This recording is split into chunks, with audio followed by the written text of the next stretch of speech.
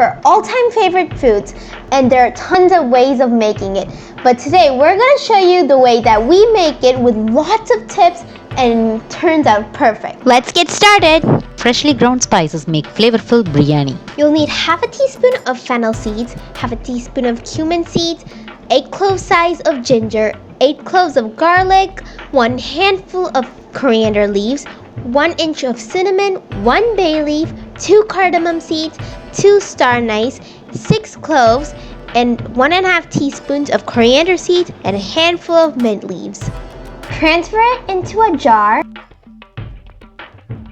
Then add in 3 green chilies, 10 cashews, and grind it into a fine paste in a mixer. You can add a little water if needed. Pressure cooking makes meat soft and saves time. To a pressure cooker, add in 2 tablespoons of oil. Then temper a piece of cinnamon, 2 cloves, cardamom, and a bay leaf. Add in 2 sliced onions and saute until translucent. Then put in 1 sliced tomato and saute until mushy. Time to add in half kg of country chicken. Add in adequate salt and turmeric and saute it for another 2 minutes. Once sauteed, add in the ground masala paste. Saute and cook it on a medium flame for 4 minutes. The raw flavor of the masala should completely go off. After 4 minutes, once the raw flavor of the masala goes off, add in a cup of water. Pressure cook it for 6 whistles and simmer it for 10 minutes. Once the pressure goes off, open the cooker and transfer it into a heavy bottom pot.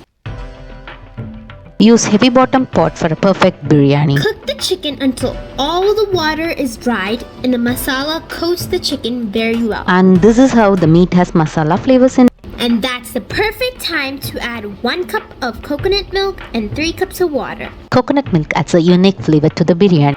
Add an adequate salt for the rice. Wash and soak 2 cups of basmati rice in water at least for 30 minutes.